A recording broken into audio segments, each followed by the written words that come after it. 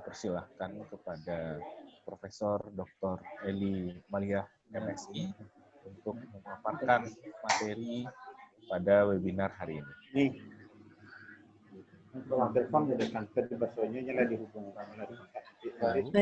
Baik Pak Dr. Sarja, Bismillahirrahmanirrahim. Assalamualaikum warahmatullahi wabarakatuh. Waalaikumsalam warahmatullahi wabarakatuh. Moderator yang saya hormati, Ibu Dekan, Ibu Dr. Siti Fatimah, yang saya hormati, Ketua Jurusan Sosiologi Universitas Negeri Padang, dan Ketua Jurusan Sosiologi STKIP Sumatera Barat. Terima kasih atas undangannya, juga kepada Pak Fahmi dan seluruh panitia. Saya mengaturkan terima kasih untuk kesempatan berbicara pada pagi hari ini. Juga kepada seluruh peserta, mohon izin saya akan share nomornya. Belum dibuka ya Pak untuk share screen-nya. Mohon maaf. Sebentar Bu.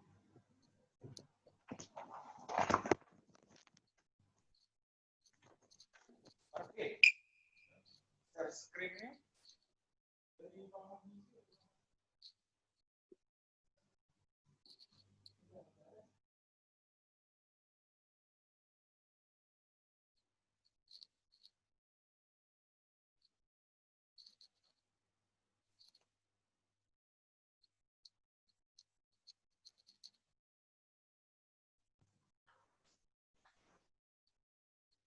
Baik, sudah terlihat Pak? Ya, sudah Bu. Baik. Bismillahirrahmanirrahim. Assalamualaikum warahmatullahi wabarakatuh. Sekali lagi saya mengucapkan terima kasih atas kesempatan yang diberikan. Pada hari ini saya diminta untuk bicara sekitar 15 menit berkaitan tentang adaptasi pembelajaran di era new normal.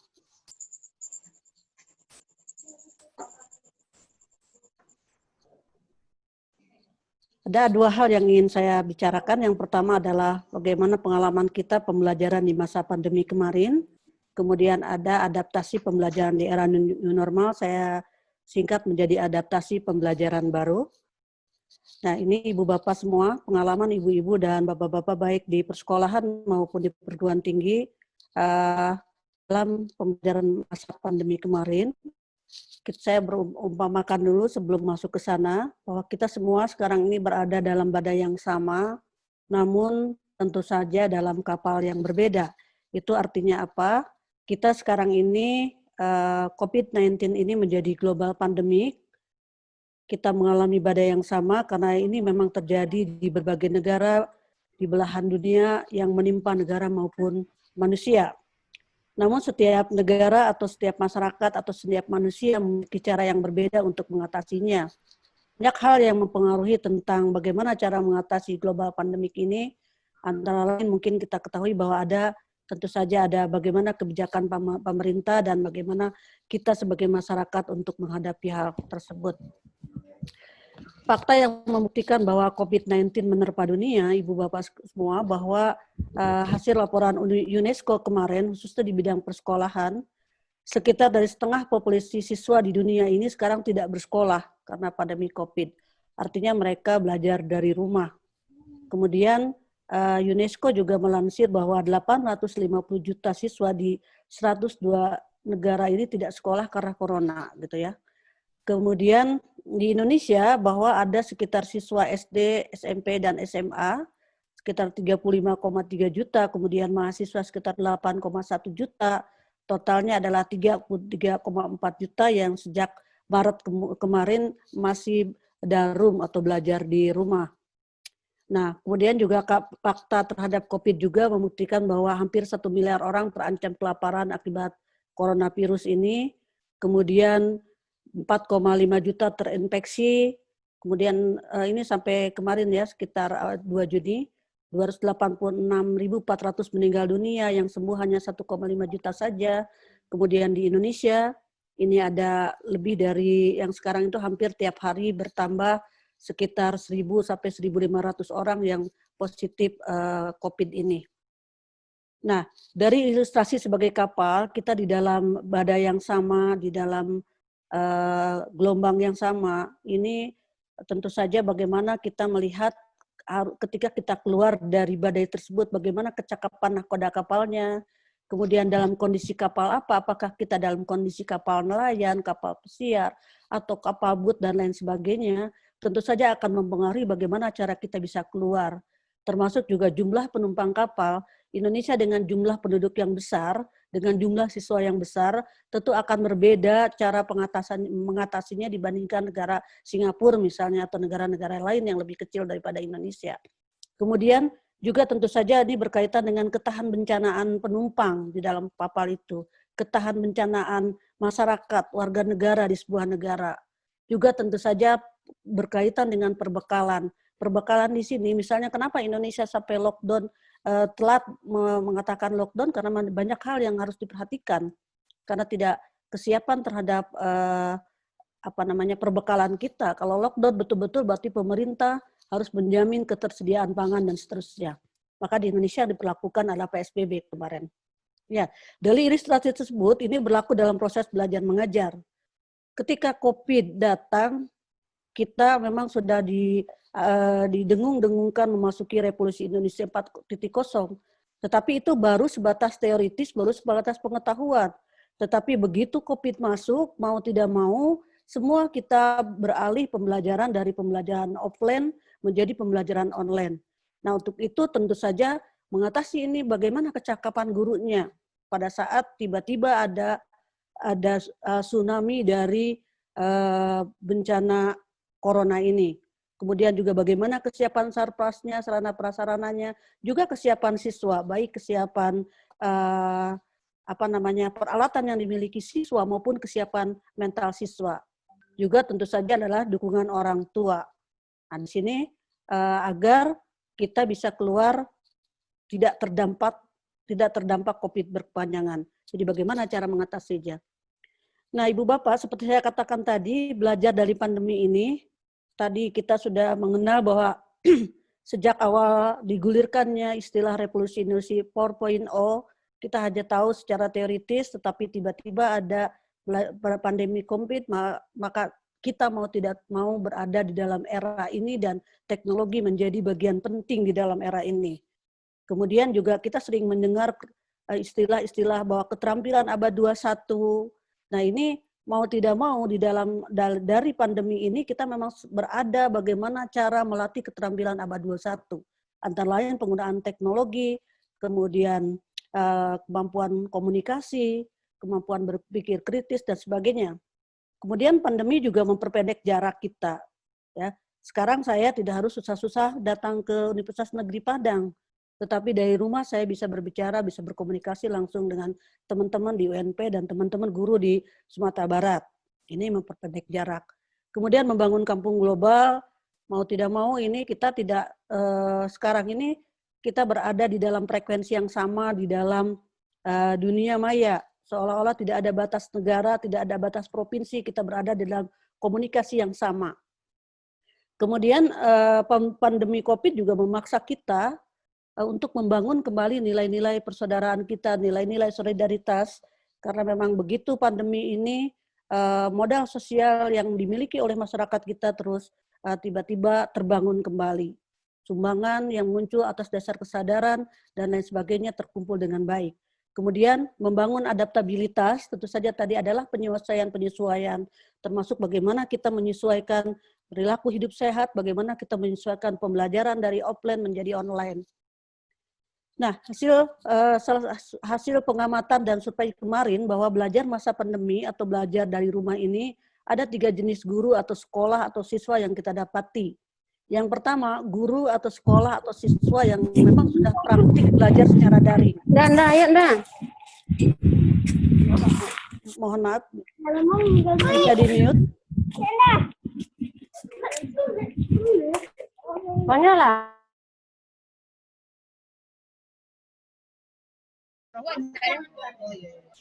Ini kan kembali yang tadi itu mana dia? Ini kan? Ini kan udah nih.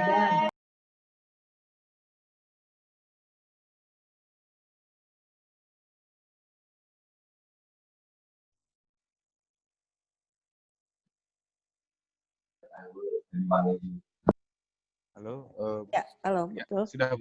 Jadi ada guru, sekolah, siswa yang memang sebelum pandemi itu mereka sudah praktik belajar secara daring, sarananya, kemudian guru dan siswanya memang sudah dipersiapkan untuk itu dengan memiliki berbagai ragam fasilitas. Ada juga yang memang baru menerapkan karena bencana ini, sehingga dengan fasilitas yang apa adanya tanpa terencana. Dan bahkan ada guru, sekolah, siswa yang di kondisi negara kita ini yang menerapkan tidak bisa menerapkan belajar daring karena keterbatasan sarana atau teknologi, sehingga pembelajaran itu dilakukan secara door to door, ya. Kemudian, nah ini kita belajar dari rumah itu seperti saya katakan tadi, karena ini adalah darurat, masa darurat, tentu saja bukan fase belajar normal, ya. Kemudian di dalam belajar dari rumah ini kita semua mengupayakan supaya siswa dan guru itu tetap sehat, bahagia, dan tidak stres, ya. Semuanya make them happy and joyful gitu. Siswa juga dilatih untuk belajar mandiri, juga kita melatih guru untuk menjadi guru penggerak. Nah, Ibu Bapak, bagaimana adaptasi pembelajaran menuju tatanan baru atau new normal? Ini prinsip kebijakan pendidikan di masa pandemi COVID. Yang diutamakan adalah kesehatan dan keselamatan. Itu adalah sudah merupakan kebijakan dari kementerian. Jadi kesehatan dan keselamatan peserta didik, pendidik, dan tenaga pendidikan, serta keluarga, masyarakat, dan ini harus menjadi prioritas dalam menetapkan kebijakan masa adaptasi di pandemi COVID ini atau masa new normal ini. Ada beberapa sekolah yang ingin segera menerapkan, tetapi kemarin ada gelombang protes karena memang ini membahayakan kalau memang sekolah masih berada di zona merah, gitu ya.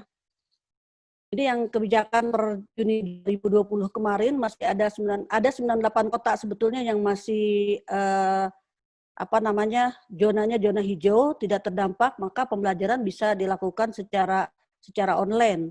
Tetapi sebaliknya jika berada di dalam zona yang beresiko tinggi, merah, kemudian orange, kemudian kuning, bahkan sekarang ada istilah zona hitam, ini sama sekali tidak bisa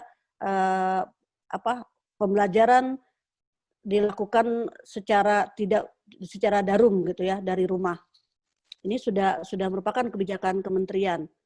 Meskipun nanti kita diskusi, mungkin di beberapa daerah di Sumatera Barat mungkin ada yang termasuk zona hijau gitu. Ini di dalam kebijakan itu harus sudah dipastikan ketika kita akan memasuki new normal, ketika kita akan belajar setengah online, setengah offline, maka beberapa fasilitas itu harus sudah dipastikan ya, seperti fasilitas sanitasi kebersihannya, kemudian bagaimana kemampuan mengakses layanan kesehatan, kemudian kesiapan memakai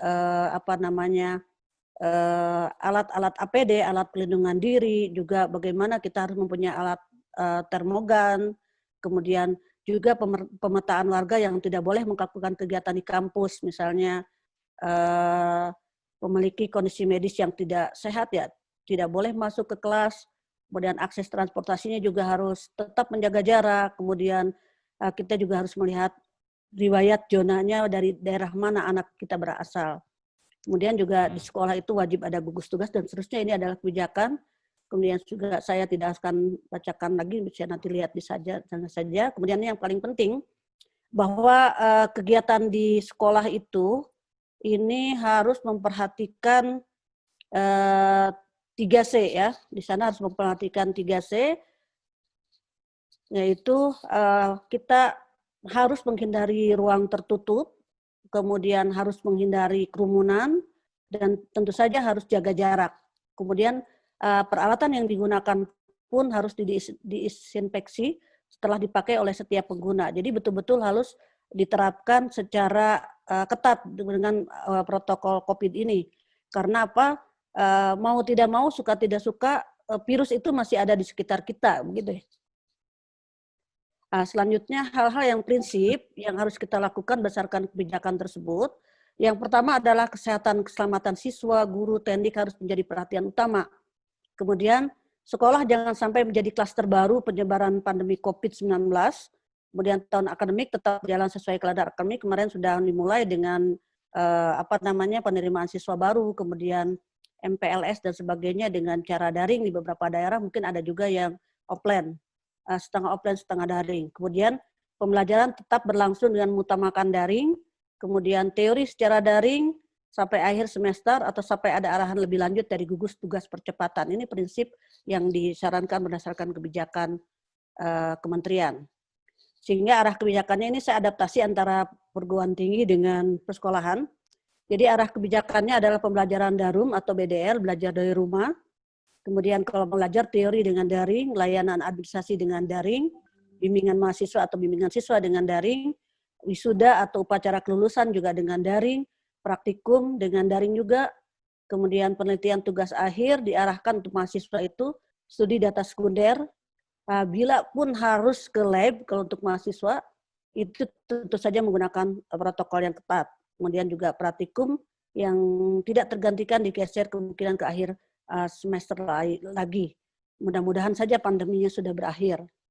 Nah, kemudian pembelajaran ketika kita beralih pada pembelajaran daring, maka aspek yang harus diperhatikan bagaimana ketercapaian course delivery-nya tercapai gitu ya. Apa yang ingin kita sampaikan itu tercapai, kemudian bagaimana feedback-nya, pembelajaran feedback daripada pembelajaran juga asesmen ada atau itu perlu tes itu perlu tetap kita lakukan. Juga ketuntasan pengetahuan termasuk di dalamnya bagaimana ketercapaian learning outcome yang sudah kita canangkan atau kita tetapkan. Ini yang harus kita perhatikan ketika kita beralih kepada pembelajaran daring. Ibu Bapak, kita belajar lesson learn dari bagi guru. Ini lahir kenormalan baru. Jadi ada suatu hal yang semua guru miliki dalam setiap keterbatasannya. Ini meskipun terjadi pandemi COVID, mereka pun tetap belajar ya. Yang saya tahu dari hasil survei tetap belajar walaupun dengan sarana dan prasarana yang terbatas. Jadi bagi guru, bagi sekolah dan guru walaupun pada awalnya terpaksa tadi pada dalam akibat pandemi COVID ini atau undesign, guru harus siap dengan pola tatanan baru, siap dengan pembelajaran. Jadi walaupun terpaksa pada akhirnya menjadi siap gitu ya. Kemudian pembelajaran yang sesuai dengan karakteristik revolusi 4.0 dan masyarakat atau society 5.0, kemudian menjadi guru pembelajar sejati, ini pelajaran berharganya dari pandemi COVID ini. Kemudian penggunaan kurikulum disruptif yang berbeda dengan pola kurikulum dan pembelajaran konvensional, artinya yang tadi dipersiapkan secara luring, akhirnya pada daring. Ini hikmah yang kita ambil. Kemudian bagi siswa dalam kenormalan baru, siswa itu ditantang untuk belajar mandiri, ya, dengan menggunakan ragam media tanpa alergi dengan kebiasaan kerja kelompok. Jadi tetap meskipun ini belajar dari rumah, tetap siswa yang berdekatan kita arahkan untuk kelompok, tetapi tentu saja dengan tetap diperhatikan dengan bantuan orang tua. Kemudian di dalam era kenormalan baru ini atau adaptasi pembelajaran baru, kita juga melatih siswa dengan 4C tadi, dengan keterampilan abad 21. Communication, critical thinking, kemudian creativity, dan kolaborasi. Ya. Sebagai keterampilan abad 21, kemudian siswa juga kita latih menjadi pembelajar yang tangguh. Jadi meskipun ada kritikan terhadap belajar secara daring tidak melatih karakter, sebenarnya ketika kita menyampaikan mereka untuk tidak stres, untuk mereka tangguh dan sebagainya, ini adalah salah satu dari bagian daripada pendidikan karakter juga sebenarnya. Kemudian lesson learn bagi orang tua di dalam era kenormalan baru ini, orang tua menjadi partner utama guru ya, berperan sebagai kepanjang guru di rumah. Kemudian juga dengan belajar di rumah, orang tua juga memiliki kesempatan sebenarnya untuk membina karakter dan kompetensi spiritual putra-putrinya. Jadi tidak membiarkan begitu saja. Mau tidak mau, pada akhirnya juga orang tua sebagai pembelajar sepanjang hayat, karena memang mereka mendampingi anak-anaknya. Kemudian lesson learn bagi pemerintah, tentu saja Indonesia dengan negara yang luas dengan penduduk yang heterogen ini perlu opsi pembelajaran menjangkau semua wilayah. Jadi dengan pembelajaran ini bagaimana kita yang tadi kita dikatakan berada di era revolusi industri 4.0, pemerintah ini juga sudah harus memulai memikirkan pembelajaran jarak jauh. kita contoh keberhasilan universitas terbuka lah sekarang ini, mereka yang paling siap yang menghadapi pandemi COVID ini karena memang selama ini sudah menerapkan PJJ. Nah ini Indonesia pada sekarang ini harus dipersiapkan dari COVID ini bahwa kita harus mempersiapkan seluruh stakeholder pendidikan untuk mendukung PJJ ini, pembelajaran jarak jauh. Ya, kemudian perlu gerakan nasional agar semua pihak menjadi pembelajaran yang ulet, kemudian pemerintah juga harus mengajarkan melek teknologi, tersedianya big data, ya, Internet of Things, dan seterusnya sebagai acuan dari masyarakat. Kemudian tentu saja menjelang Indonesia Emas 2045 ini, kita juga melalui pembelajaran daring ini, kita harus memulai pendidikan yang inovatif, kreatif, menuju smart society, begitu. Nah, ini bagaimana adaptasi pembelajaran di era baru. Ini kita lihat kembali kepada prinsip pendidikan, prinsip dasar daripada pendidikan, bahwa pendidikan itu adalah proses humanisasi, di mana di dalam proses humanisasi itu harus terjadi perubahan secara utuh, baik pengetahuan, sikap, tingkah laku, dan keterampilan. Ya, jadi pembelajarannya tidak hanya transfer knowledge, tetapi bagaimana keterjaminan kita bisa mendidik akhlaknya, mendidik sikapnya, juga bagaimana dalam pembelajaran daring ini keterampilan tidak boleh putus. Ya. Jadi tidak hanya transfer knowledge. Kemudian di dalam belajar juga perlu ada stimulus dan respon, sehingga tentu saja dengan ada stimulus dan respon ini maka belajar itu harus menarik. Nah, agar belajar menarik harus ada stimulus yang menarik, misalnya bagaimana guru strateginya menarik, ya. Kemudian media pembelajarannya juga harus menarik, contoh-contohnya juga harus menarik, sumber belajar dan sebagainya. Sekarang ini di revolusi industri 4.0 ini banyak sekali media maupun contoh-contoh pembelajaran dan sumber belajar yang menarik yang bisa kita dapatkan dari internet. Hanya memang syaratnya nanti mungkin Prof. Ferdinand akan menyampaikan bagaimana sarana prasarana pendukungnya, seperti itu. Nah, kembali kepada adaptasi di era new normal ini atau adaptasi pembelajaran digital, adaptasi pembelajaran baru ini, kita memasuki new normal ini dengan belajar dari pandemi COVID kemarin, mau tidak mau pembelajaran berbasis teknologi adalah sebuah keniscayaan, begitu ya. Sehingga guru itu mengajar dengan teknologi dan siswa juga belajar dengan teknologi. Sehingga teknologi ini merupakan alat atau strategi atau media belajar. Ya. Karena teknologi itu, saya tekankan kembali, karena teknologi itu adalah sebagai alat bantu agar menjadi stimulus yang dapat direspon dengan baik oleh siswa atau pembelajar untuk mencapai tujuannya. Jadi sebagai alat bantu.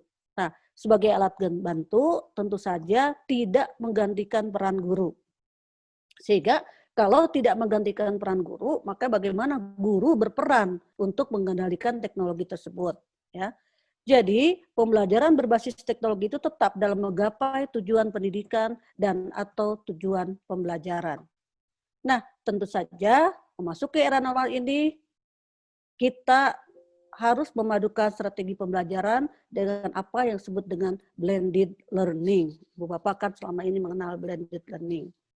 Nah, blended learning ini adalah pendekatan dalam pendidikan atau strategi dalam pendidikan di mana proses pembelajaran konvensional di kelas diperkaya dengan fasilitas yang disediakan oleh media informasi dan atau media sosial yang berbasis teknologi digital.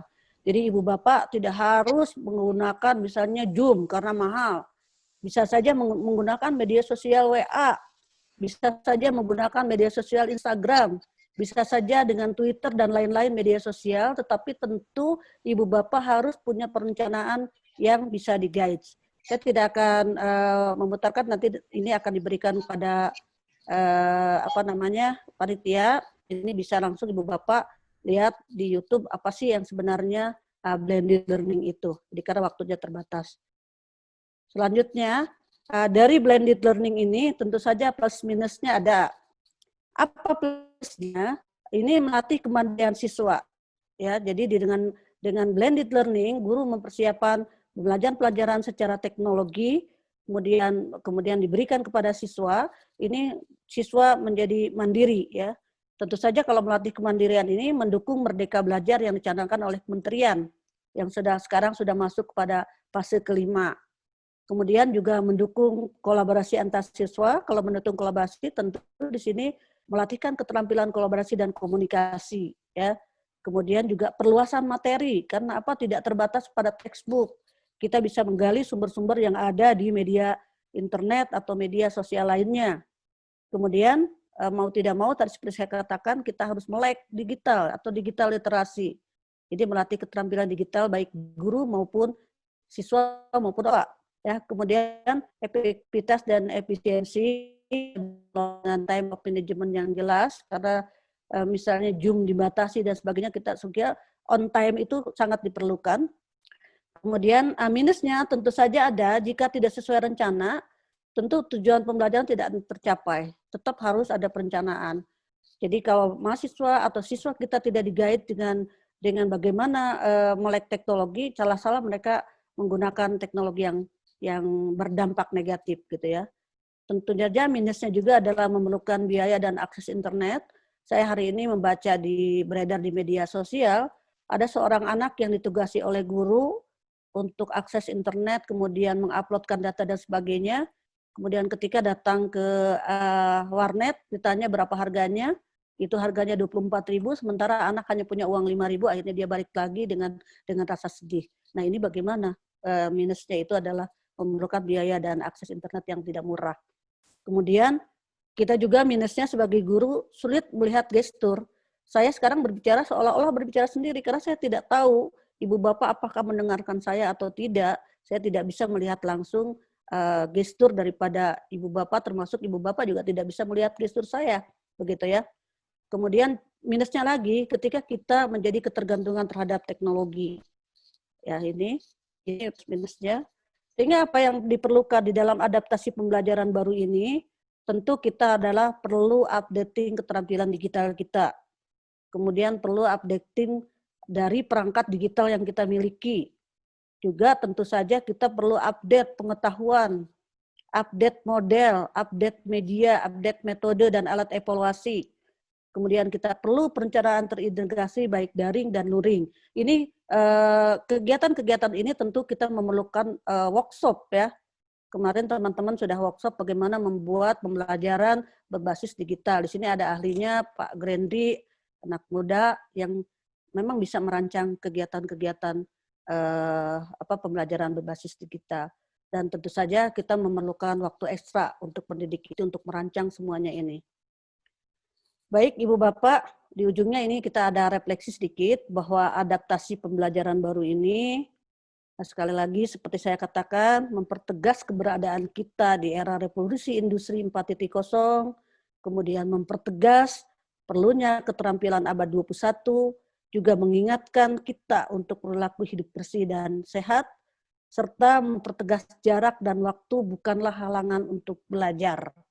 Jadi sekali lagi, istilah siswa terputus sekolah itu terputus dari luring, tapi kita harus pertegas bahwa jarak dan waktu, kemudian tempat, bukanlah halangan untuk belajar. Artinya belajar dimanapun bisa kita lakukan. Demikian dari pandemi hidup bersih dari kami. Terima kasih. Assalamualaikum warahmatullahi wabarakatuh. Waalaikumsalam warahmatullahi wabarakatuh. Saya stop dulu share-nya. Ya. Oke, terima kasih Bu Profesor Dr. Eli Marlina.